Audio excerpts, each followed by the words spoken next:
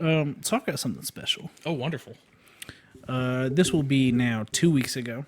No, 3 weeks. 3 weeks Three ago. weeks ago, where you did an episode on the declassified CIA UFO information, and we made a promise to kind of take a deeper dive at that. Yeah. And let me tell you, that's what I did. Yeah, we promised to do a deeper dive into something else, The too. magic. That's what the it magic was. users. Couldn't for the life of me remember. Started thinking it was all the deep sea Nessie clones, and that's what I started to research. And I was like, that didn't seem quite right, but I didn't go back and listen to figure out what it was. That's all right. I realized on my drive here that we hadn't talked about that because we were kind of like, all right, one of us will do CIA docs, Yeah. the other of us will do magic. And we didn't discuss which would do which. Yeah. So I was on my way here and I was like, I hope he didn't take a deep dive into those CIA Yeah, documents. I thought for sure you were going to, and so I was like, well, I'll do the other one, and I couldn't remember what it was, so I started looking up Nessie and doing all those, and I'm like, well, this isn't going to be done in time because I didn't start it early enough. Yeah. Well, so there was a couple of different links. Welcome to My Neighbor Mothman.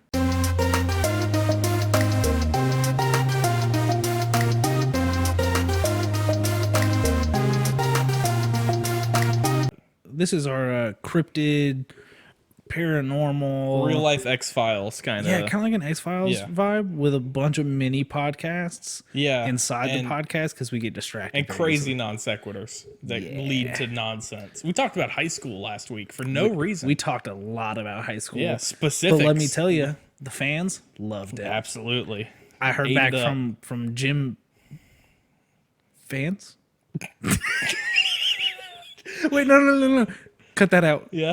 I heard back from wait, I lost my joke. Bob that Vance from Vance no, for shut up. Refrigeration. Leave that first one in. Okay. Leave that first one in. Leave this in. Got it. No But problem. mix them up. Don't do that. I'm not gonna. I don't want to crick. Where we just we talk about what interests us. Yeah. We're kind of getting towards the end of season 1. Yeah. Probably. Yeah. It's approaching. We're getting there. We got a special already planned out for the season finale. Planned out in the sense that we know what we're doing. Yes. And the other party has agreed to do it. Yes. That's planned out for us. That's about as planned out as We don't get. tell each other what we're doing, and sometimes we might eventually end up with We're the same. going It's to. going to happen. It stresses me out so much Yeah. every time, but I never prepare for it. Well, and then that's one of my favorite. Me either, because that's one of my favorite parts about this is that it's a surprise even to us. Yeah, it's like I love it. The cold open is like one of us is like, oh man, I hope they love this one, and the other one is just like, please God, please, Nah, don't please, be please, the one I did. please, What we have to do. please is, don't talk about the cactus cat. Is if that ever happens, the second person has to start it off like just full straight, like it's not the exact same topic we just talked I'm about. fine with that. Well, all right, so I was kind of when I had the thought on my drive here that you might have also done the CIA documents. I was like, we'll just kind of do like a round robin. Yeah. I was like, we'll just kind of Bounce back and forth. Yeah. But onto these documents. Yeah. I want to start with I want to start with a hard stance. Okay. Take anything the government declassifies to you with a grain of salt. Absolutely. To you, to me, to everyone out there. Look, there's a reason they're telling it to you. It's the Freedom of Information Act. There are some documents in this that are 70 years old. Yeah. There's no reason we shouldn't have. If they wanted us to know about it, they would have told us 70 years ago. But what about the USSR? We can't upset the USSR. USSR disbanded in what? I don't know. I wasn't that good at school. I didn't pay that much attention. When did A long time ago. USSR die? 30 years ago. Yeah. So do not come to me with a USSR. That's always my. It's like, well, we didn't want them to know during the Cold War. I'm like, it's 2021. Well, hey, I'm gonna hit you with something. There's a lot of Russian documents in this yeah, dump. yeah.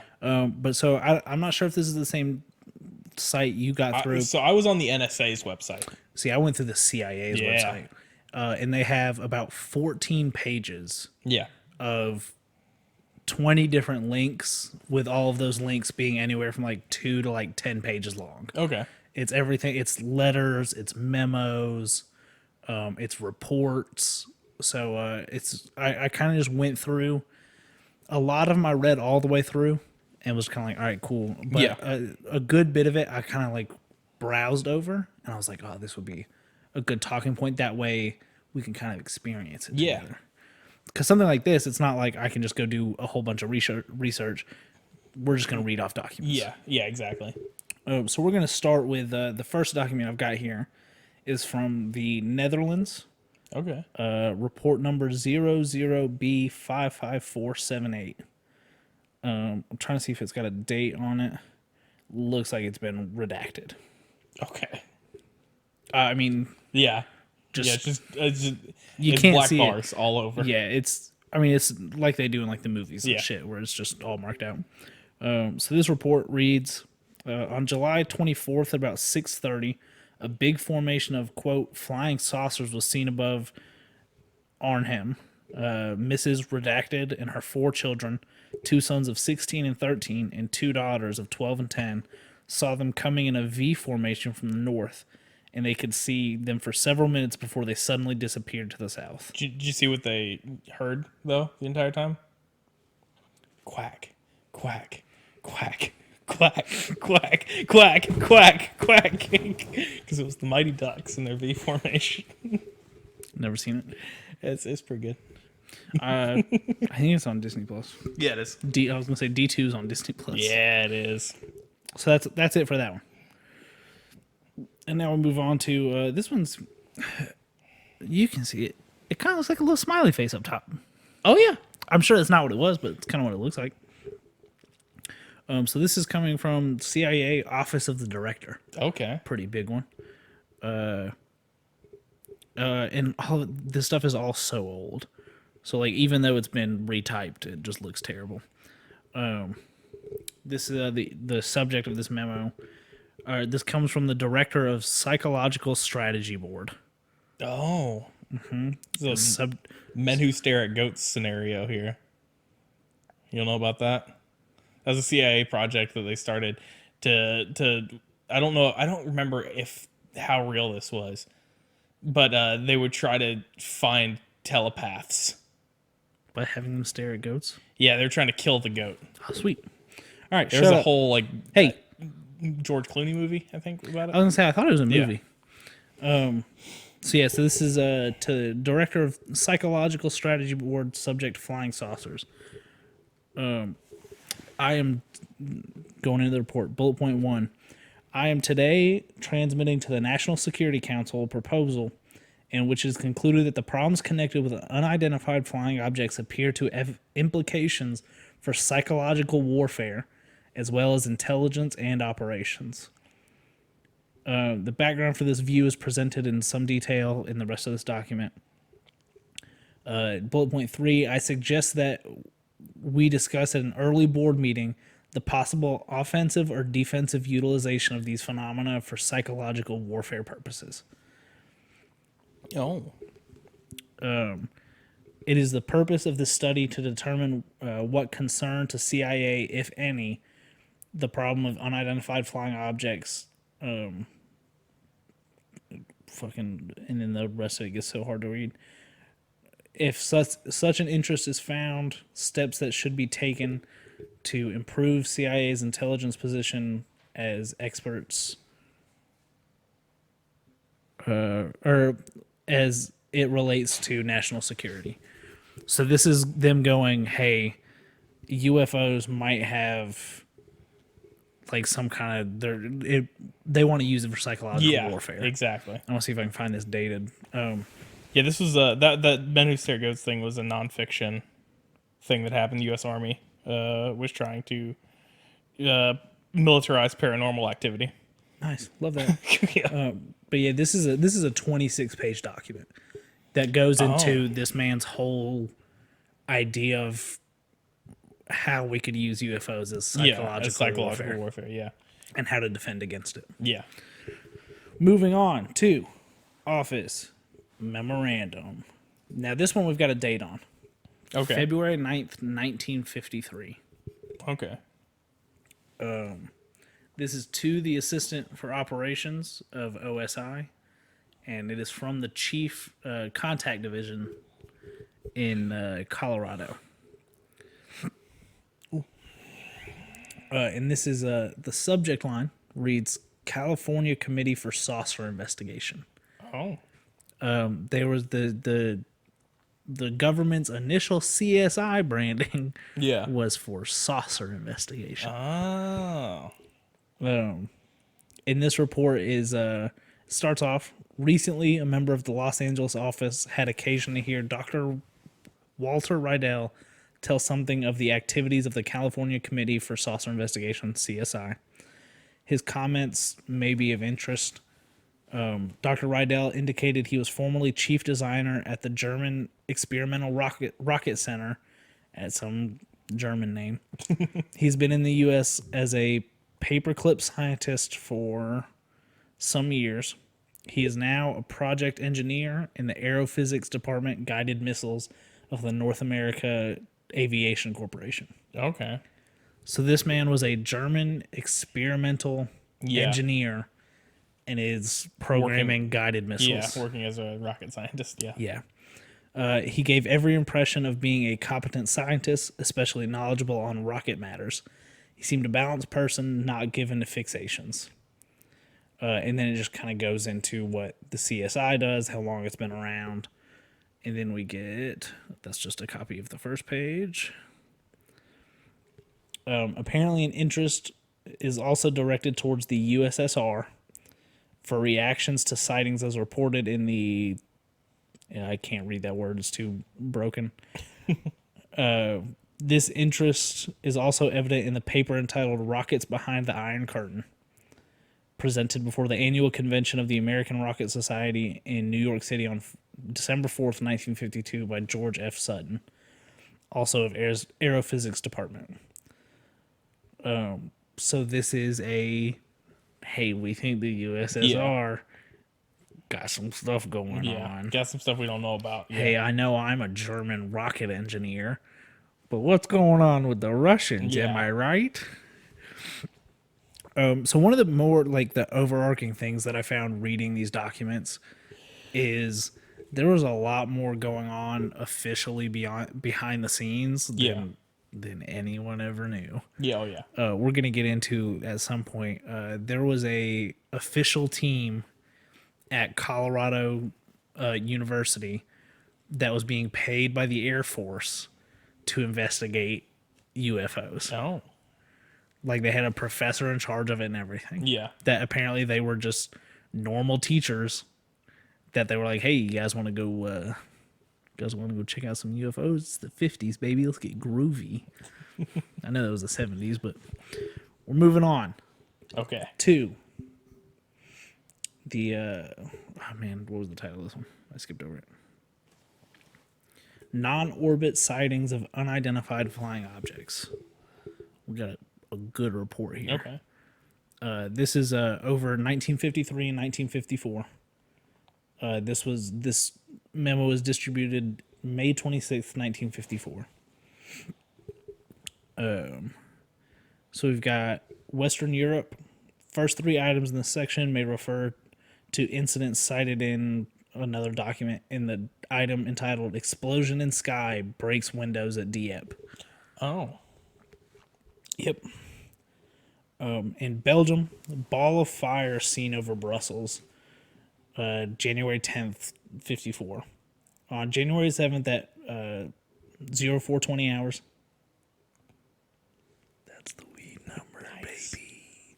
Nice. Nice. A Sabina pilot preparing to land at Melsbrook Safe, ball of fire low on the horizon, moving in a north-northwesterly direction. The ball was white, edged with green, and was followed by a long trail. Oh. The phenomenon illuminated the whole sky, and the pilot supposed at the time that it was a green rocket signal set off by the airport authorities.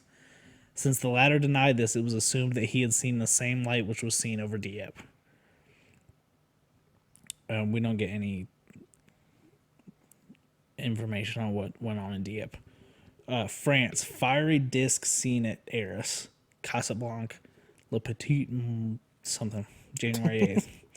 At approximately 04:27 hours on January 7th, so 7 hours after it was seen in Belgium. Yeah. A fiery disc followed by a luminous trail was sighted in Arras, France. I can't read any of that. Yeah. Oh, an observer stated that the disc remained motionless in the sky for an instant, after which it flew away and disappeared over the horizon. French astronomers are convinced that the object which exploded over Dieppe recently was an exceptionally large meteorite. Fun fact: fire that burns green is copper. Copper planes, baby. So things made out of copper burn green. Interesting. I wonder were we making things out of copper like that in the 50s? I mean, it would have been used in like still the wiring, but Yeah. that's what I immediately went. It was like, what color is hydrogen burn? Because I was thinking of the Hindenburg, right? And I was Yeah. like, okay, maybe it was a old Zeppelin still flying around. But no. We're not done yet. Celestial phenomenon at Gameau. I don't know what that means. I don't know where Gameau is. AFP, for a few seconds, inhabitants of Gameau, Côte d'Or department, recently, date and time not given, observed in the sky a red ball surrounded by a triangle. The phenomenon moved on without leaving a trail. The same observation was reported by several witnesses from 2 different other places. And that's a weird one for me. Yeah. That's a very much like cartoon. That's a very X-Files UFO. Yeah. Ball of red light with a triangle around it. Yeah. I'm trying to find what does red. What does red fire? So now we're moving on to Algeria. Cigar-shaped object seen. A cigar-shaped object flying towards the northeast at a high altitude and leaving a trail of smoke behind it was recently observed by thousands of people in several parts of Algeria. That one could just be a rocket. Yeah. I don't know what rockets were like in the 50s, but they're probably cigar-shaped. Yeah. Yeah. Thinking back to like the Apollo 50s? project and Because you were there? yeah, Because you're I'm not that old. Because you're Listen, old. Lee's older than I am. Y'all are both old. How's it feel to be so old? Still got those tall boys with Twisted Tea in there for my next video. What? For my next TikTok. Oh, for your next TikTok. Yeah. Oh, everybody, you need to shout your TikTok out. Nope, I have one TikTok. Okay. Luminous disc sighted over Constantine area. At 10:30 hours on January 12th, 1954, a flying saucer crossed the sky over Saint Armand in the Constantine area. The phenomenon was witnessed by many persons. It's not right, CIA man. Yeah, it is. Wouldn't it be people? No, you use persons or persons in that text. Interesting. Yeah. I don't know what the languages are. Yeah, English is stupid. The weather was very good. Oh, good. And the visibility was excellent. The witnesses described the object as a luminous disc moving from west to east, leaving long trails similar to ribbons. Its speed did not appear to be great, but it was impossible to determine its altitude. It disappeared quickly over the horizon. Now we're moving on. Unidentified object over Algiers. According to statements by several persons, a round, luminous yellow-orange object appeared in the sky over Algiers at 15:25 hours on January 27th, 1954. It was moving in the direction of Cap Metafu. I like the these are all within very close time Yeah, frames. it's all like 2 weeks. Yeah, and it's all the same report of the same triangular orangish red. Yeah, it's cool. Yeah. Object grew larger until it was 2 or 3 times the size of the sun. Excuse me? I'm I assuming think that it was getting I closer, was gonna bud. say, I assume it was just getting We gotta closer. teach this person about depth perception. Then it diminished in size and disappeared on the horizon, sinking seemingly into the sea. Could be extra dimensional. Air rods? Could linger in there. Man, oh man. Yep. Gracie May's trying her hardest to get into trouble.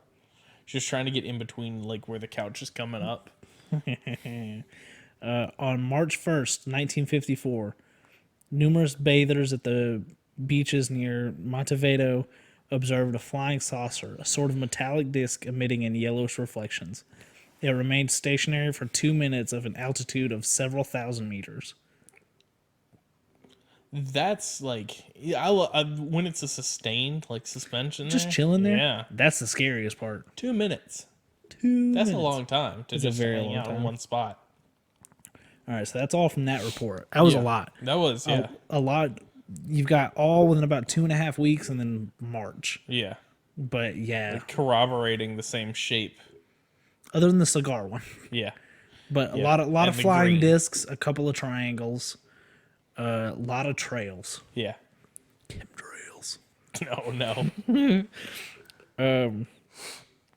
So this one is on the CIA website as interview with deleted. Oh. There was a lot of stuff that was just interview with deleted, letter to deleted. Interview with a vampire. Never seen it. Who's in that one? Tom Cruise. Cool. And a bunch of other people. For a second, I almost said Johnny Depp, but that's Pirates of the Caribbean.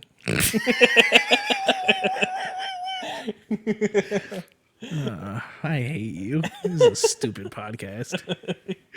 No, what was that vampire movie he did? Dark Shadows. Oh, yeah. Oh, it was terrible. All right, so we've got interview with, and like it's straight up just like scratched. Yeah. After interviews with 3 of the 4 observers involved in the flying saucer event, there still appears to be nothing to confirm the existence of these or other particularly unconventional type aircraft. It appears more likely that the aircraft observed were normal jets, or at the very best, aircraft with high rates of climb.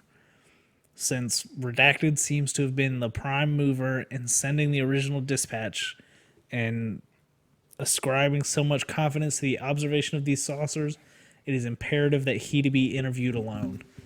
Furthermore, he should be able to provide some expert testimony relative to the can't read that word which has not been mentioned in any previous correspondence relative to this trip. It is my understanding that G2 is holding back on interviews with Redacted ostensibly in order to wait for a joint interview with him and Redacted. I would recommend that we try and avoid this procedure at all costs. This is from Herbert Scoville Jr., Assistant Director of Scientific Intelligence. So they interviewed 3 people who saw a flying saucer. Mm-hmm. And one dude was kind of being like giving them the facts, and they said, we need to talk to him alone. Avoid getting him with these people at all costs. Yeah. Which is kind of scary. They were also like, oh, these flying saucers, those are just jets. Oh, she better fuck you up. Oh, yeah. Absolutely. She's about to fall off the couch is what she's about to do. Calm down. Wait. I like that this also, like, did anything you came across come up in the, like, same storyline? Did you watch that documentary about Bob Lazar? I haven't Max. Yeah. yet. No, I haven't, but I will. Yeah. Because I'm trying to, like, think as you're listing stuff, see if there's anything that Like he might have been part of. that he might have been part of, Well, or he like is told in a different version of the same story. In that, yeah. We're about to get to my favorite part of this whole dump, Okay. which is a report from October 19th, 1955. Okay. This is reported sighting of unconventional aircraft. Just starts off. The objects reportedly sighted, redacted, are described to be similar to Project Y, which is in the research stage at Avro Aircraft Limited, Canada, under contract to the U.S. Air Force. Okay. Now, have you ever heard of Project Y? No. Well, let me tell you. We're going to get into what Project Y is, and then we'll come back to that document. So, Project Y refers to Avro Canada VZ-9 Avro car, which is a aircraft that was being developed in Canada under contract of the United States Air Force that looks like this. For those who can't see it, that is a circle with a jet turbine in the center of it. It sure is. Which would emit, if memory serves correct, a orange to red hue out the bottom of it. Sure would. Now I know what you're thinking. Oh man, that must mean that this is what all flying saucers were. Wrong. Oh. This aircraft never got above 18 feet above ground. Oh, okay. So this is reverse engineering then. Is what this is them trying to duplicate. Interesting. Yeah, this was one of the first tries at a VTOL flight, which is a vertical takeoff and landing. And the reason this interested me so is that this guy just kind of seemed to come up with these concepts. Oh. They created an entirely new engine to fit in this flat disc shaped saucer. And as far as anyone can tell, no one knows where he came up with it. Interesting. So we've got a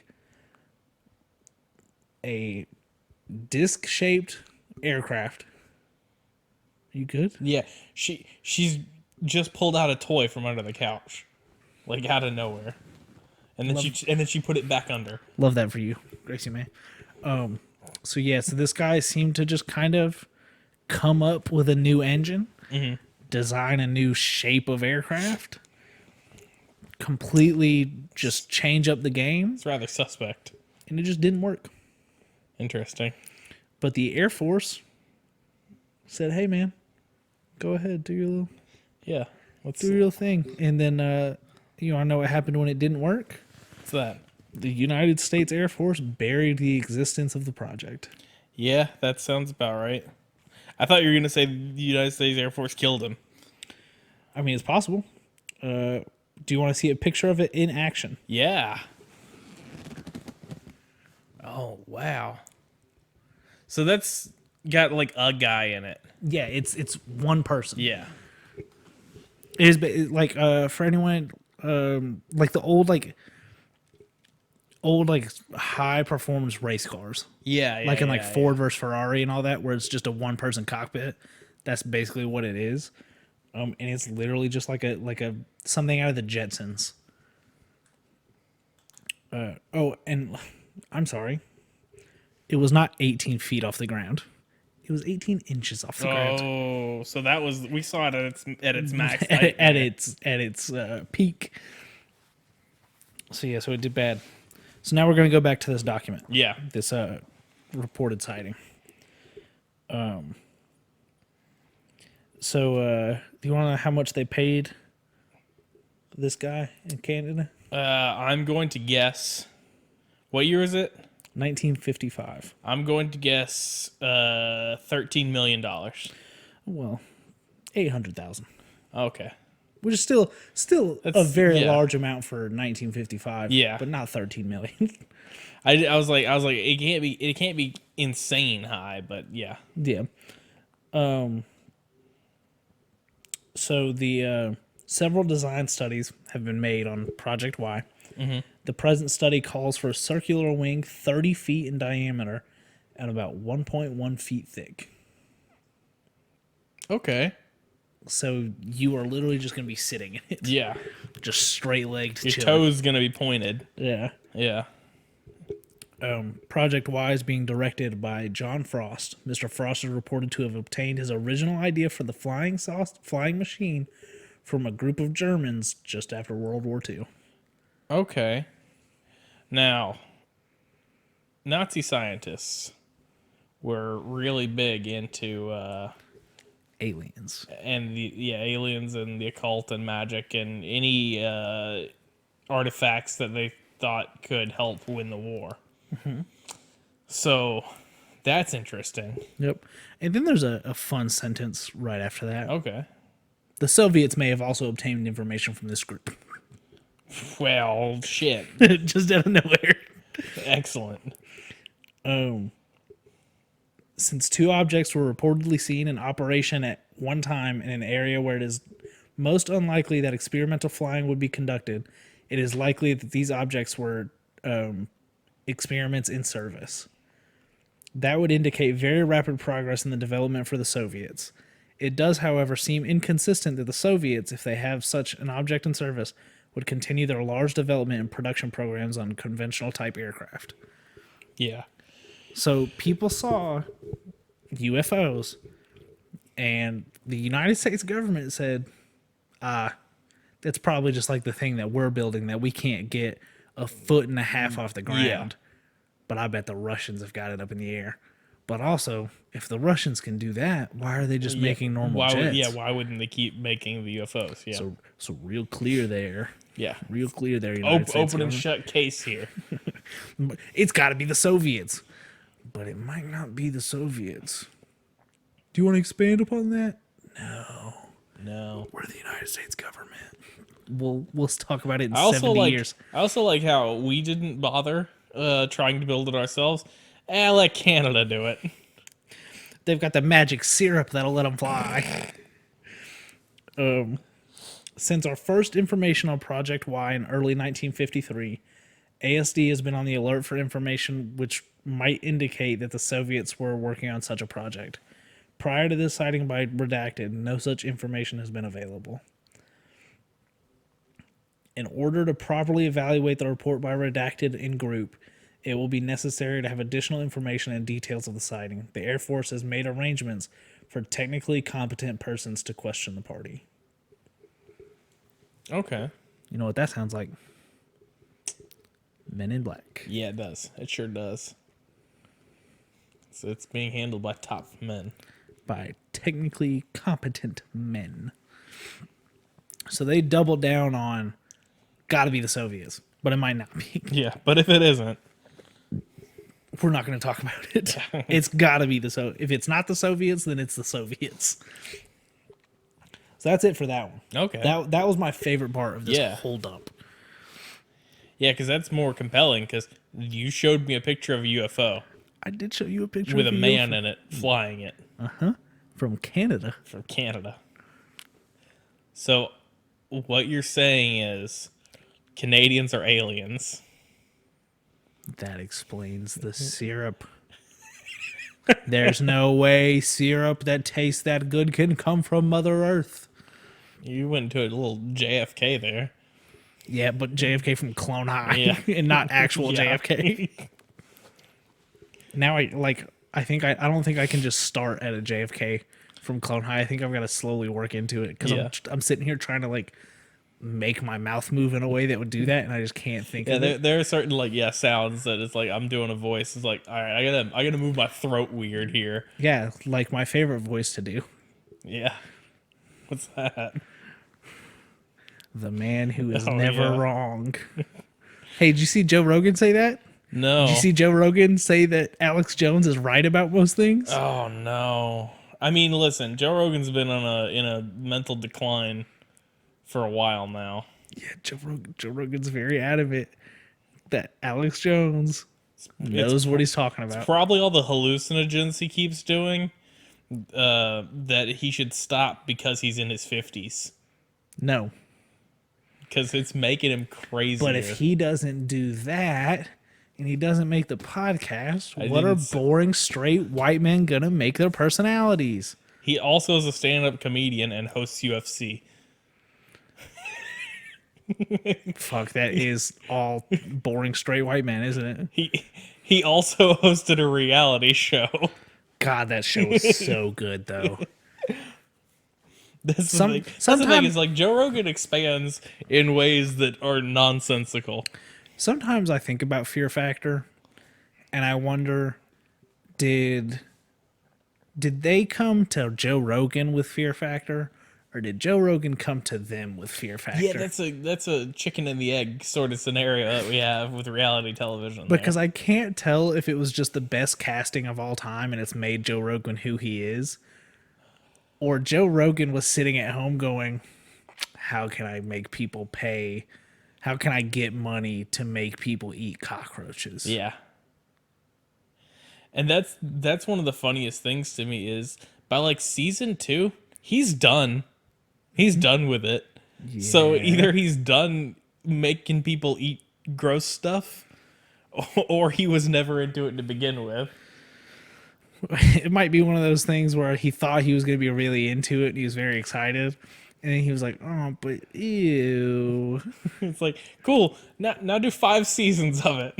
It's like, oh no. And then take a 15-year break and then come back and do 2 more seasons? One more season? Ludacris hosted a season. He did, didn't he? I thought Joe Rogan came back and did it again. He did. I think like the second or third revival. I don't know. My brother likes that show. Fear Factor was good. I say that. Yeah. I don't know if I'd like watching Fear Factor now. I don't think I can watch I remember fondly watching Rock of Love with Bret Michaels and Shot at Love with Tila Tequila. Going back, if I tried to go back now and watch those, there's no way I'd be able to stomach it. It's so gross. Sorry, Gracie May's losing her mind. Yeah, she does that. You can check out my Byte account to watch her go crazy. Shut up about your Vine too. Right, that's what that was? Yeah, it was. Okay. All right, we're moving on. February 9th, 1956. That was a loud one. Yeah, she'll just throw herself against the ground. This is Special Report 1H, Analysis of Reports of Unidentified Aerial Objects, Project Blue Book, by ATIC, dated May 5th, 1955. Okay. In accordance with Reference 1, this division has assumed responsibility within OSI for non-conventional types of air vehicles. This is so entertaining. Yeah. It's not at 3 a.m. That's fair. So this is a report basically going through and creating a new division under the OSI. Yeah. Which is like...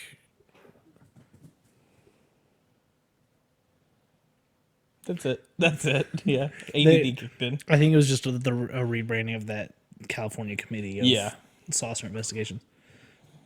And just detailing what their responsibilities were, which was a lot of... let's see. So, all right. This division proposes to handle this responsibility in the following manner. A. Files will be maintained in ASD on incoming raw reports where, in our judgment, the subject matter may provide information bearing on foreign weapon systems research or development. Those reports which fit under A above and also could conceivably provide information on foreign fundamental science developments will be forwarded to Fundamental Sciences Area for review with a request to return to ASD for filing. So the big thing their division was doing was, hey, do we think the Soviets could be doing this? If so, let's take a look at it. Yeah. If not, who cares? That's the most American approach to anything. It's a very U.S. government approach. Yeah. Does it directly involve me? No. Who or cares? The Soviets? Does it have anything to do with this imaginary problem I've created to hate an entire country? Dude, Chris Paul just caught an alley-oop. Did he? That man's going to have knee surgery tomorrow. He can't be doing that. He's too old. He is too old. Let's see. Oh, this is one I bookmarked before I actually got to read into it. It was called "Photographs and Background on Unidentified Flying Objects Seen by Ralph L. Mayer," which I thought it was going to show me the pictures. Yeah, no. It didn't. Those are redacted. You can read about them. Actually, it's deleted. Oh, that's even more damning Yep. than redacted. All right, We need to get rid of these. This is case redacted closed. We have contacted Dr. Davidson by telephone, advising him that we cannot resolve his problem concerning the space message and its transmitter because records on the matter have been destroyed by the evaluating agency. Oh, this is a new kind of dark because they talked to him. Space messages. He got talked to. Davidson accepted this statement with the comment that he had been told this before, that he now had a second article for publication concerning Air Force handling of space sightings in the hands of the Pentagon Security Review people, parentheses, which he thought was mild enough to pass, parentheses. And he hinted that he might wish to take up again at a later date the matter of this particular message.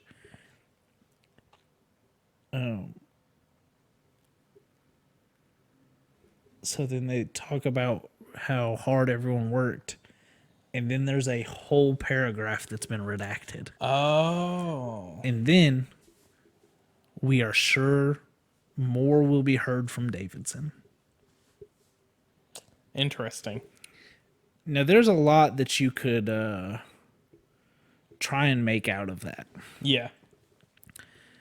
In the way I looked at it, as someone who is a well-documented big fan of the United States government, was that this man might be being experimented on. Yeah, very much so. They ran some wild experiments in like the 50s and 60s. In the 50s and 60s, yeah. Yeah. You know about the dolphin one? They give dolphin LSD? Yeah. The dolphin hand job story. Yeah. That's a great. If you've never heard about that, go look that up. It's absolutely hilarious. But yeah, so like that one grabs you. Yeah. Hey, Dr. Davidson's getting space messages. Uh-oh. Everything got deleted. Yeah, I'm okay with that. Oingo boingo. And then Mr. Davidson's cool with it. Someone's already told him this. Redacted. We're sure we'll hear more from him. Oh no. It sure sounds a lot like this man's actually getting space messages, or they're giving this man space messages to see how it affects him. And they're just telling him they're gaslighting him. They're space lighting him. Let's see. Oh, this is a cool one. This one is titled Reported Photography of Unidentified Flying Objects. It doesn't say who it's for or from. It's been redacted. But they say, it has come to my attention that a civilian, very long redaction, has been experimenting with new kinds of films and which he has been exposing through a telescope set up in his backyard here in Washington. Oh. During the course of his photographic experiments in the last 3 months he managed, it is reported to me to photograph on a number of occasions geometrically shaped flying objects as they pass between his telescope and the moon. I have not seen these photographs and have had no business to look for some, but I have had them reported to me as a result of our investigation of redacted photographic process, which reportedly delivers a very high degree of resolution. Incidental to the examination of some of these high-resolution photographs at his home, one of my men, redacted, did notice the objects reported, and in questioning of the man found that he had photographed different groups at several different times during the past 3 months. Very long redaction. However, I would not like to overlook some evidences of an often reported phenomenon which might be of interest to redacted and to the intelligence community generally. So he's getting multiple photos Yeah. of UFOs. Through a new way that they haven't Yeah. been doing. Third bullet point. Redacted. A lot of redactions. Reports to me that the photographs of these objects were remarkably clean and certainly indicated a phenomenon for which we had no ready explanation, and for which in the past he found some considerably amounts of interest, particularly in Redacted. I do not wish to get involved with Redacted. If there is no interest in Redacted in these reported materials, and I would therefore welcome your counsel and suggestion as to how we might get our hands on these materials to examine them firsthand and to make a more complete analysis of them. Redacted is exceedingly cagey in his handling of these materials and would not permit anyone to borrow any of them. Yeah. Yeah, I wouldn't either. Fucking bet, big dog. What's real funny to me is my brain is like filling these in like Mad Libs. Redacted. Yeah, when fill it in the redacteds. Dr. Oingo Boingo is exceedingly cagey. It is in no interest of mine to flabbergast. It's like he's very reluctant to release farts. like that's what my brain's doing over here. It's like anytime I can throw in like bad, just Mad Libs. You're the worst.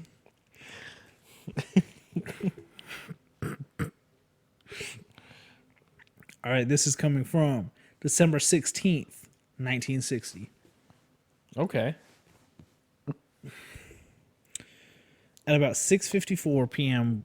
Wednesday, December 14th. I had the radio on, and so this is coming straight from the civilian. Yeah. I had the radio on and was listening to a program. The second 3-star report would fix the exact time. I looked out to the left, about due east, and saw an object that looked like a meteor, except that it was extremely large and almost like a disc. Not like a point of light.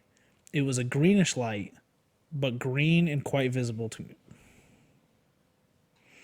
I may have picked it up as soon as it appeared, but it was visible to me at an angle of an elevation of about 55 degrees, and it came down to within about 20 degrees elevation.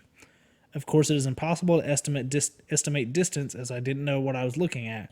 My first impression that it would land in the Detroit River. It was moving at an angle to the vertical of about 10 degrees, running off to the right or the south. It eventually burned out before it got to the ground. The thing which astonished me about it was that it was not meteorite season, and it was much bigger than anything I had ever seen. It was definitely incandescent and of a very high temperature.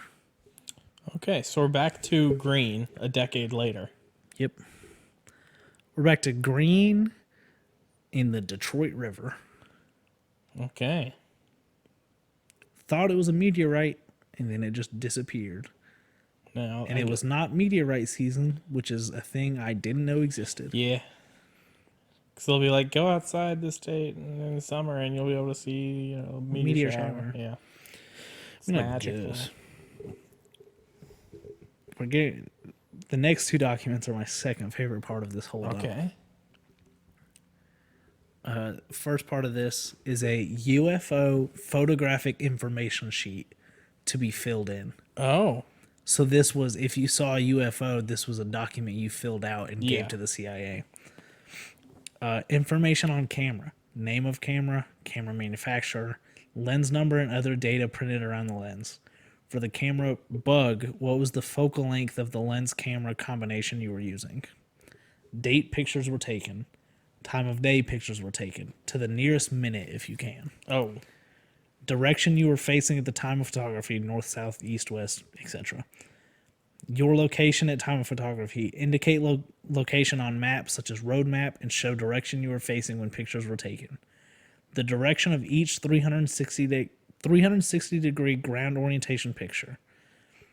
Sketch of details of area you were standing when photograph was taken, including such things as telephone poles, fence posts, buildings, etc. Where was the original negative processed and when? So that's telling me, hey, you caught something of ours on camera. Hey, where'd you find my baseball? Hey, what precise time were you facing north? Hey, Tuesday, 4 p.m. And where Did you see did my baseball? where'd you have that film process so we can go And when did you do that again? talk to them? So now, second favorite part, Yeah. guidance to UFO photographers. Oh. They're going to teach you how to take pictures of UFOs. Have camera set at infinity. Fast films such as Tri-X is very good. For moving objects, shutter speeds not slower than 1/100th of a second should be used. Shutter and f-stop combination will depend upon lighting conditions, dusk, cloudy day, bright sunlight, etc. If your camera does not require such settings, just take pictures. That's literally what it says Yeah. in this official CIA government All right. document. Just take pictures. Do not move camera during exposure. Take several pictures of the object, as many as you can. If you can, include some ground in the picture of the UFO. If the object appears to be close to you, a few hundred feet or closer, try to change your location on the ground so that each picture or few pictures are taken from a different place. A change in position of 40 or 60 feet is good. This establishes what is known as a baseline and is helpful in technical analysis of your photography.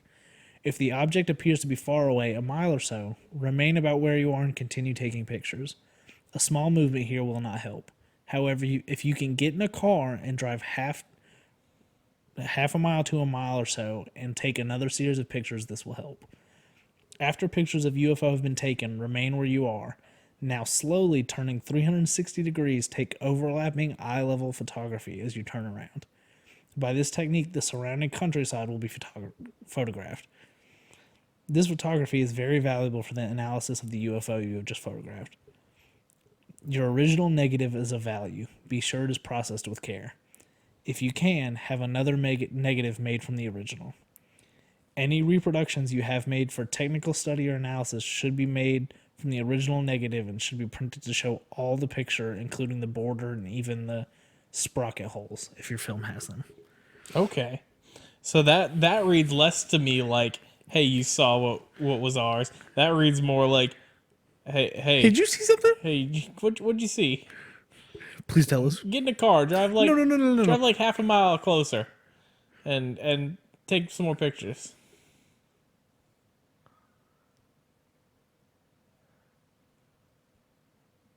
There, for those wondering what the pause is about, they just set up a baby basketball rim to set a basketball on. We're watching the dunk contest at the halftime of the All-Star game. Okay. And yeah, this is like a basketball goal thing you'd put in like a bathtub for a baby. Yeah, and they've set a real basketball on it and stuck it to the backboard. No, those are. He did jump very high. He did. But I still don't know if I see the point in what was done. No, that seems like a lot. It Also, seems that like mask isn't on quite right. no, it's okay. They're doing their best. Yeah, he jumped real high. Yeah, that's all that dunk was look how high I can jump. Remember when Dwight Howard did that? No, Dwight Howard was like, "Hey, make this higher than it has to be." Yeah, I'm gonna put a sticker on it. I am gonna put a sticker on it. I like the blow out the birthday candle on the cupcake one. I don't remember who did that, but that was a good one. I don't remember who did that either. I really liked the one Aaron Gordon did a couple years ago, where he jumped over the mascot who was on a hoverboard. Oh yeah, Which we now know were ticking time bombs. yeah. I said doms. Yeah, ticking time doms. Ticking time bombs. That's just all 50 Shades of Grey is. Thank you. But yeah, no, that one did read a lot like, hey, you can tell me if you saw something. I mean, I know what you saw, Yeah. but just, what do you see? Yeah. Like, I just want to know, like, what do you think it was? Oh no, I know. Yeah. But what? I'm just testing you. Yeah, this is about what you think. Yeah. Fucking government knows about all the UFOs. All right, this is Air Force request. I'm not gonna read this whole document. Yeah. Air Force requests to declassify CIA material on unidentified flying objects. When the Air Force is involved, I'm always interested. So there's about 8 documents pertaining to this request, where a team from the Air Force was part of reporting a sighting Yeah. and wanted it declassified so that they could put it out. Yeah. They wanted to, like, I think at one point it literally says, we want this out in the media. And the CIA declines their request. Yeah. And they make about 5 more requests for this one incident to be declassified. That's pretty interesting right there. It's like a 3-person team from the Air Force who's saying, please declassify this. Yeah. And the CIA just saying no. And then there's a bunch of letters from the team trying to declassify it to, like, the director being like, hey, we want this out. Yeah. And him just going, no. I don't really feel like it. Jeannie, does it sound like there's a bug in here? Let's see. I think I saved a whole bunch of documents from this request.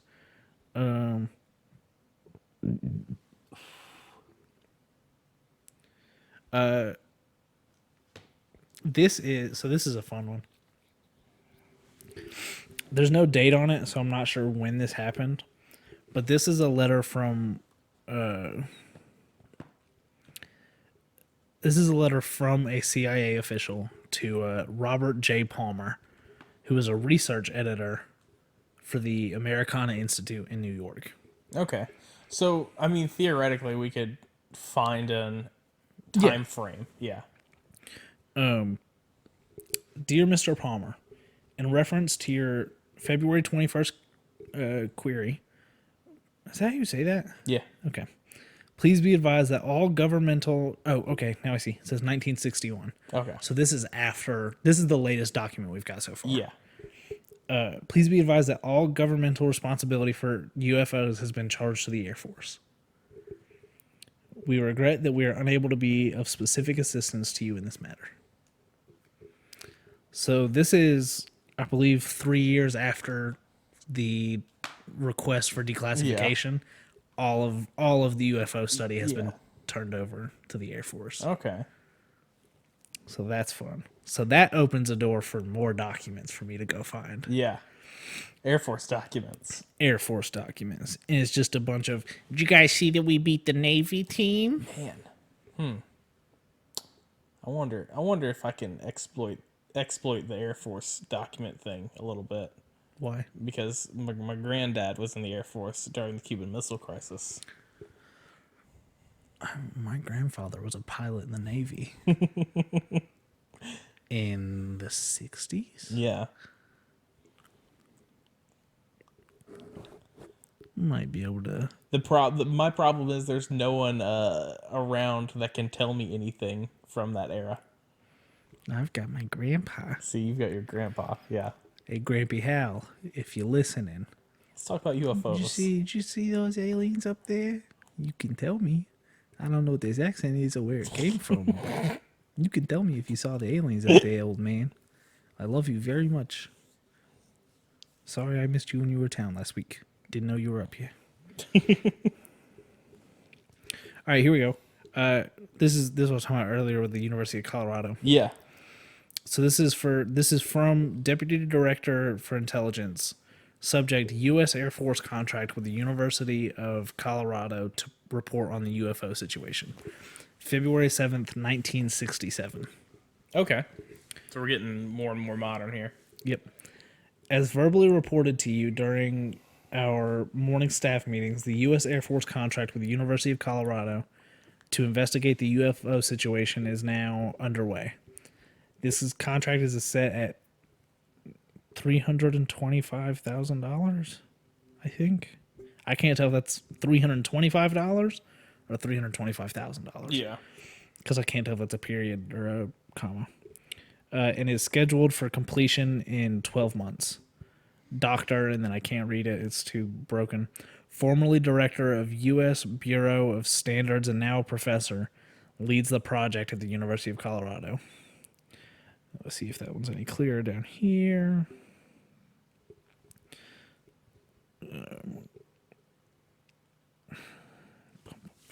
No, it's not any clearer down here. Okay. So this is just them saying, hey, we got a contract with the University of Colorado, the Golden Buffalo. That sounds right. Smart boy. All right, moving on. February 9th, 1978. This is from the Minneapolis office to the chief of Domestic Collection of Division. He's wearing a Tracy McGrady jersey. That's what I was like. That's not you. It's like he pulled up the T-Mac jersey. At 4:30 on February 8th, 1978, Redacted, who works for Redacted, reported information that on February 8th, 1978, Farts, who works for the Farts Department. There we go. That's what I'm talking about, baby. That's what we came to see. Tell us about the farts. It's the good stuff. It's the gabagool. Reported information that might relate to the Soviet satellite that fell in Canada on Tuesday, January 24th. Okay. He said that while going to work a week ago Friday, January 27th, he was on the bridge in Redacted, going over towards Redacted. He was on the bridge in Farts, going towards Farts. Hey, I mean, you gotta figure it out, but yeah, you get the gist of it. I wasn't very good at Mad Libs. And he observed an odd object coming down in the sky. No description was obtained. We said we would pass his information to the Air Force, and if they wanted to contact him for more information, we would give the Air Force his name and telephone number. For the record, in the event that anyone is tracking UFOs, we forward the following. And then redacted phone numbers, which I can assume are just this man's man's information, which made me think that there was an X-Files thing going on. Yeah, absolutely. Where hey, anyone curious about aliens? Give this dude a call. Give old Farts McFarts a call at fart.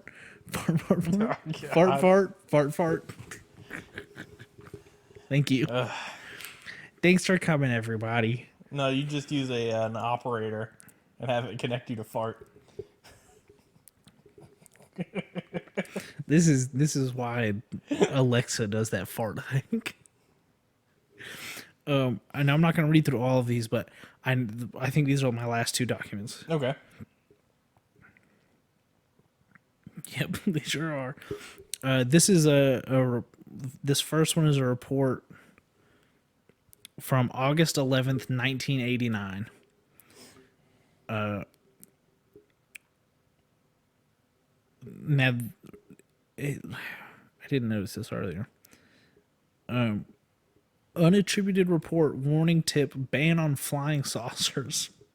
They banned them. Oh no! No more flying saucers. This report is cut titled, it out, guys. Hey, I thought we said no more aliens. I said knock it off with the grab ass. No more UFOs. Knock it off with the unidentified flying objects. This report is called Farmers Burning Straw to Make Up for Delays. Which is a report saying, basically, if you think you saw a crop circle, it wasn't a crop circle. Yeah. It was just a farmer who was burning some straw, and the smoke from it made what you thought was a saucer. Okay. Man. 1989. My parents would be 17. Yeah. Hey, is that a UFO? No, you silly goose. The farmers are clearly Burning their straw.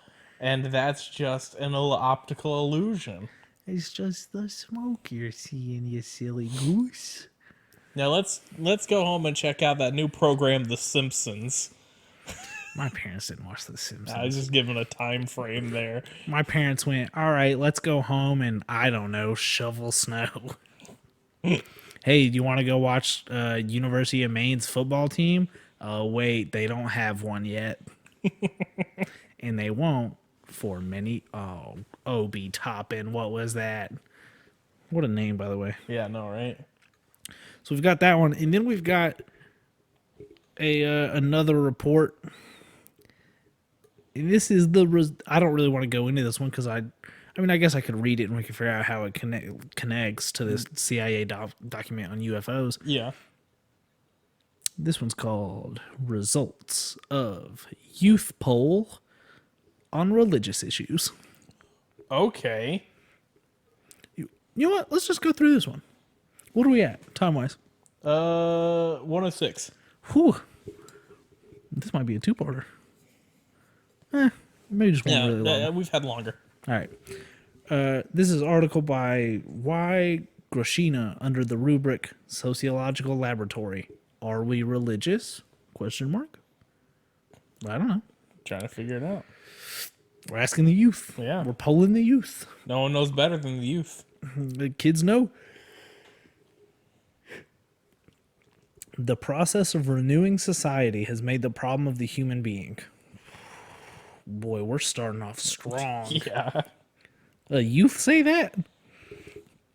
His spirituality and morality paramount. In this connection, a great deal of attention is being given to questions of the attitude toward religion. Religion is spelled wrong. Good job, CIA. Excellent. The level of acceptance of religious culture and its place and role in spiritual culture and in the life of contemporary society. The Scientific Research Center at the Higher Komsomol School of the All-Union Leninist Komsomol Central Committee conducted a sociological study on the subject. I read ahead a little bit. Yeah. They questioned 420 representatives That's the weed number. of the youth intelligence and college students in Moscow and in Leningrad, including doctors, teachers, engineers, and representatives of the creative professions. Okay, when they said youth, I thought they meant they were asking kids. Teens, yeah. Yeah, they were asking the teens about what was going on TikTok. The Russian teens. Hey, you Russian teens, what's TikTok like? They attached a swing to one side of a skyscraper and another side of the skyscraper and are swinging between them. What? Have you not seen those videos? No. Okay, I got a video to show you later. What are you talking about? They attached, you know those, they're like the swings that are like a circle that have one rope? Have you ever seen those? No? You talking about a tire swing? They're kind of like a tire swing, but they're a little plastic, like, seat. Oh, yes. I know what you're talking about. Yeah. There's a video of these people in Russia attached to the top of a skyscraper that they live in and are jumping off swinging on it. Hell no. I don't want to watch that. In addition, young believers in the non-traditional religious grouping of Hare Krishna were questioned by the identical methodology. On the basis of the data received, we can say that the interest in religion, above all in religious culture and the ethical side of religious teachings, is quite high among the youth intelligent. About 40% of all the young people surveyed were familiar with the religious literature, mainly the Bible, less commonly the Quran and the Talmud. And the interest shows most markedly among the creative and intelligence. So they're saying that everybody knows the Bible. Yeah. You know who loves the Bible? Creative people. The smarties. The smart and creative. Yeah. Which seems off.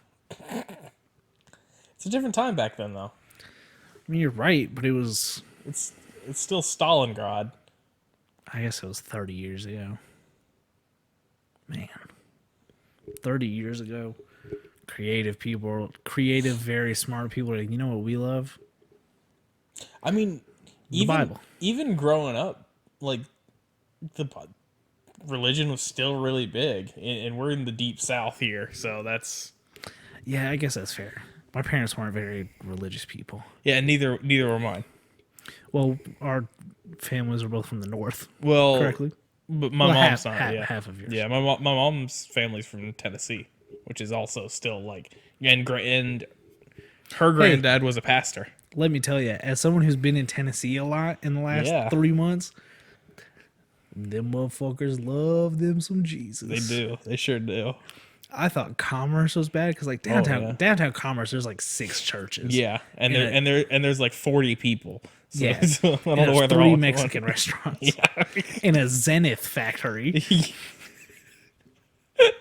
which I don't think is in operation anymore. But anytime I see that sign, I'm like, ugh. Oh, there's the place that binds the books too. There's there over on Mount Olive Road over there towards the there's a Yes. place that makes books. Yeah, I had a bunch of friends in high. The dude that nearly tore my ACL senior year works there. Yeah. Son of a bitch, Dalton, if you're listening to this. You ruined my chance at collegiate tennis. And happiness. Young people are attracted first of all by the historical and literary value of these works. Okay. In their answers, they often speak of the humanism and wisdom expressed in these monuments of religious teaching. It is interesting that some respondents consider the Bible's prophecies timely for the present day. They consider them a kind of futurology. This is found most commonly among students. Responding to a question about the reasons for the preservation of religious feelings, almost half of the respondents agreed with the statement that in ordinary ideas, there is a mixture of national and religious concepts, that it is often impossible to separate national from religious traditions. Perhaps this is why the growth... Oh, I'm not reading all this. There's like 4 more pages of this. Oh yeah. All right. I mean, you could tie that in with I lost my train of thought. No, never mind. If you have an idea of how we can tie this in, go for it. While I try to get my brain back. I'm going to read to the end of the article. Okay. I'm not going to read it out loud. I'm just going to kind of skim real quick. But I had somewhere I was going with that, and as soon as you finished there, it left my brain. It sure did.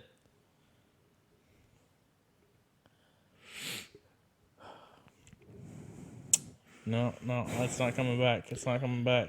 Along with the youth intelligence, these same questions were answered by a group of young believers, followers of the Hare Krishna cult. The answers to questions about the level of teaching of history and literature are practically the same for both groups, but 70% of the believers of the cult gave a negative assessment to the role of humanitarian knowledge received in school. I remembered what it is. So because of the way that this is gonna get a little, I'm gonna talk about the Bible a little disparagingly here, but much like the way that zodiac signs are written, they're very vague and open to interpretation. So you can read relate into to them and relate to what you were trying to get to. The Bible's been rewritten so many times that it's at this point written that way, so you can see whatever you're looking to get out of it in it. Well, yeah, that's the whole reason that people are still preaching. Yeah, exactly. That you can look at any Bible verse and every person can Interpret react its to own it way. differently. Yeah. Which, man, religion's so... Like, I know it's weird to, like, kind of hate on religion for, like, just blindly believing in something. Yeah. As we talk on our Cryptid podcast. Hey. But I have a much easier time believing in a giant ape out in the woods. That we have photographs of. Yeah, rather than... Albeit shitty ones. But... Yeah, rather than like man, this episode took a weird religious turn. Turn here at the end. Thanks, Russia. Yeah, fucking thanks, Soviets. I found a paragraph. Yeah. What a stupid sentence. I found a paragraph. Actually, I'm going to go with 2. While traditional, canonical religious culture attracts the attention of about half of the respondents, a majority, 80%, are interested in questions linked to mysterious phenomena of nature and the human mind, UFOs, telepathy, telekinesis, the biofield, and the like. There's a notable infatuation with dream books, horoscopes, fortune telling, and the like. Although 36% consider all of these things a kind of game, and something to do from boredom, 32% of the young people surveyed link fortune telling with a hope to avoid dangers and unpleasantness and a desire to know one's future. And almost as many say that they have encountered cases which verified certain signs, predictions, and so on. I would like to point out one other aspect of the problem of non-traditional religion. This is that because of a certain I can't read that word. It's the print so bad. Yeah. And primitive something in primitivism and the so-called neo-cults are unable to perform the religious compensatory function and cannot serve as adequate means of individual social adaptation. Therefore, politicization of the activity of non-traditional religious groups is almost inevitable. This is confirmed by foreign experience and by our own domestic experience.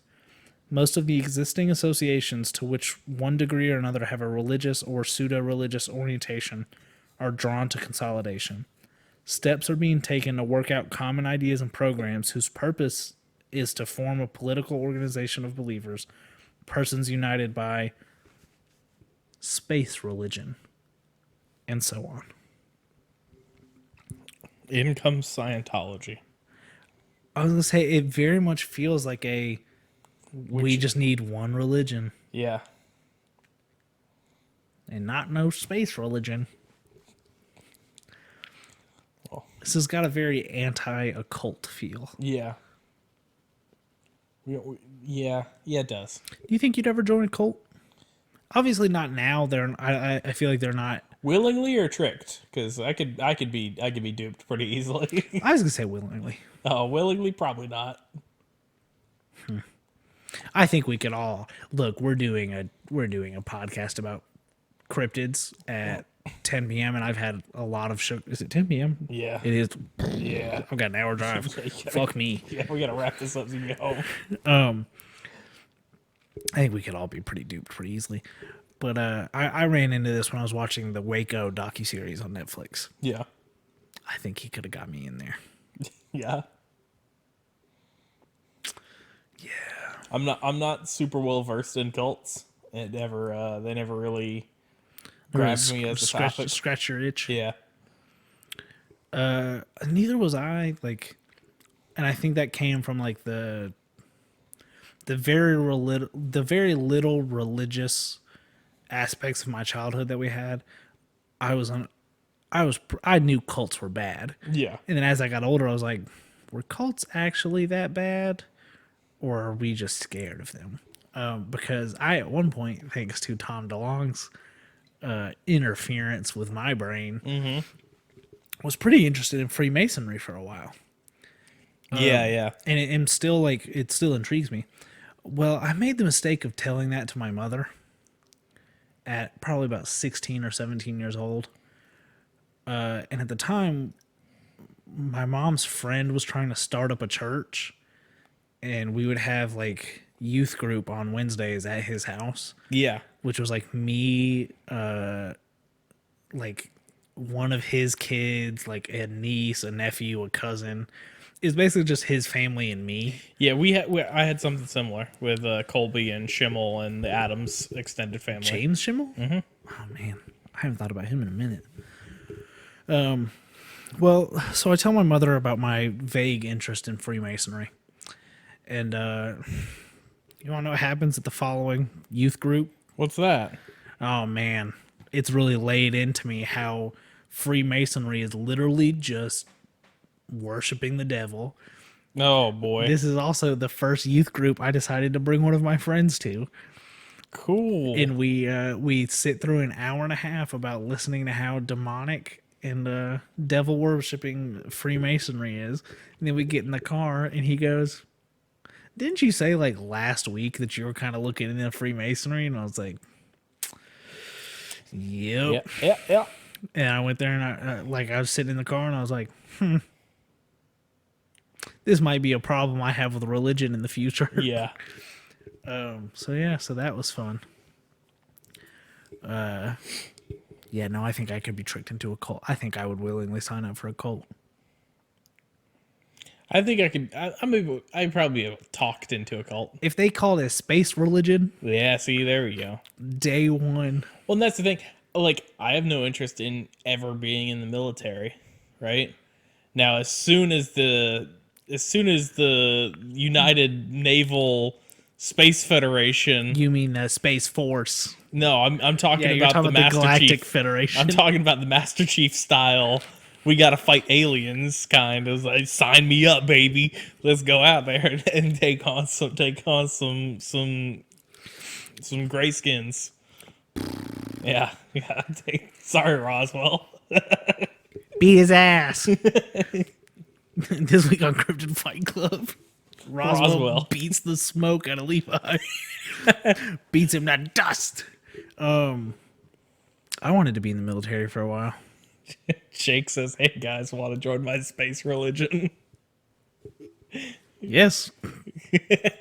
Wait, Oh no, you've done it. I've been duped. I don't know. Are you gonna tell me that we're not allowed to have sex, and then, but also you can have sex, but that's because Space God is okay with you having sex, but no one else? And also, when the government comes knocking on your doors, one side is gonna fire a shot, and then the whole thing is gonna go to hell. Because if you got me interested, that's how Waco happened. What does that say? Fools, this is a cult. Ah, fuck. Oh, shit. All right, we should wrap up. What do you say? I'm technically the government. Whoa. This is a government-funded cult. Oh God, this is what he's doing with his last round save earnings. Yeah. It's starting a space cult. But yeah, so no real Cryptid Fight Club, no Yeah, criminal court. We've already ranked the government at 14 out of 10. Yeah, So this They continues get what that they standing. deserve. This stuff's very interesting. Yeah, absolutely. I was up. This is why I didn't get any sleep last night. Yeah. Is at like 11. I was like, I should get enough to like. I'll get like a couple of these pages, have a jumping off point, and we can just talk for a little bit. And then it had been 4.5 hours, and Yeah. I had read every link that they had in that dump, which I'm sure is different from the NSA dump. Yeah. Dude, I hope there's an Air Force dump, because that's something I'd be interested in. But yeah, thanks everyone from listening to My Neighbor Mothman. Yeah, this is a special extra long episode about about them unclassified documents. Yeah, They were so interesting. We needed to come back. Absolutely. and we will come back again. Absolutely. This was what did we call that one? Just call it Unclassified Yeah. Documents. Part 2. Yeah, there we go. Part 3 maybe. Like Maybe. and follow. Yeah. Tell your friends. I hate when people do that on TikTok. I do too. Like, just tell me. Just you're doing it anyway. Especially when they do it, and then I go to their profile to try and find the And second it was part. like a year and a half ago. Yeah, and there's 80 videos. I'm like, man, I really want to And know. none of them are labeled part 3. And I'm like, what am I gonna do here? I just scroll down until I find the just watched, and I click onto that one, and it's part 8 of a different series, and I'm like, Yeah. all right, I'm not Great. interested in your Yeah. content. But yeah, so this was very heavy on the UFO, very light on the distractions this time, yeah. This was especially for us. Yeah, this is a focused one. You can follow me personally on Twitter at Baby Mothman. Come to me for all news. Do you want to know what I'm thinking about at 4 a.m. when I'm drunk off the cool, refreshing taste of a Bud Light There it lemonade is. seltzer? There it is. Levi, where they can? You can find me on Twitter at Levi Carver, Levis Carver. If anything washes up on shore, send me the link. Like, weird things washing up on shore might be my favorite version of cryptids, because who knows what it is. We have to wait months to get lab results. We Yeah. can speculate wildly. And we will. Absolutely. You can also send that directly to us. Yeah. On Twitter at Mothman Podcast or at that Mothman Podcast at Gmail. I know what you're thinking. Levi creates some good content on Twitter. Where can I find him on TikTok? Same username. It is. Levis Carver. That's what I was looking up over here. Yeah. Make sure, I opened TikTok and I had 18 notifications. Yeah. So that'll be fun later. Yeah. I wish I could turn off the live notifications because I don't Right? care. Actually, I watch a couple like Call of Duty people live on TikTok because it's weird. Do you know that gamers are using like compression sleeves now? Yeah, yeah. I had to figure out why. The blood flow. Well, most of what I was seeing was so it doesn't rub your arm on the Oh desk. my gosh. And I was like, you Being a fucking baby. nerds. Use a controller like a man. Because I think I've sent you a couple of those TikToks, Jordy2D, who does Yeah. the Sonic thing. Yeah, yeah, yeah. He plays in just like a Nike Elite sleeve. And I was like, what? Why? Because he's elite. Because he's elite. That man plays Call of Duty at a level that's very close to mine. But hey, speaking of esports, if you're interested in them, Yeah. follow Last Round Save. They're doing big things in the Valorant community. They're the eater of worlds. Yeah. Breaker up of teams. Man, that's my favorite thing. It's not even on purpose. It's not on purpose, and it's not passive. It's not with malicious intent, and they don't like. It's not like they're like, all right, let's destroy these teenagers' lives. Yeah. They just win, and then that person that's in charge of those teenagers is just like, I hate these teenagers. You know what's gonna happen is they're gonna play Cloud9 again on Icebox and win this time, And then the Cloud9's gonna disband. and we're gonna get the Cloud9 kids because they're playing with Yoshi. Man, yeah, right. Yoshi's building them strong connections right now. Yeah, I was sitting there, and as I saw that he was streaming with him, I was like, oh man, Yoshi's poaching Cloud9 players for when we eventually disband. Yeah, that's the direction that's gonna go. Or Yoshi's gonna be on Cloud9. Those are the only two options. But yeah, you let's see. I'm trying to think. Shout out to Coralie, username at LYCHAN_. She designed our artwork for us. She did a great job. Looks Absolutely. beautiful. Love it. Mothman's so cute. Have we either of us watched that movie yet? Though. Shit, we should do that. Yeah. Yeah, no, haven't done that. No, we were. I put the logo on a shirt, by the way. Oh, nice. Is it up? It is up. It is in the Board Nerds store. Boardnerds.store. Oh yeah. Did you make them? Did you get one? Not yet. Oh. I did it today. Oh, nice. Yeah. Along with a prototype Cryptid Fight Club. Nice. Can't wait to see that. Put that all over my human body. Yeah. Wait. Cryptid Fight Club needs a... Are you human? That's the question. What are you gonna do? You gonna call me a grayskin? Xenophobe? No, they're xenomorphs. End the fucking podcast. All right, do some warnings. Warnings: don't be a xenophobe or a xenomorph. Don't follow Levi on Twitter. Levi's being mean to me and Roswell. Follow Jake on Twitter at your own risk. You find his @ because I'm not giving it. Don't go outside. Don't get a dog. Are they secretly aliens? Who knows? Don't believe that the Yeti is white. He's not. You're whitewashing cryptids. End the podcast.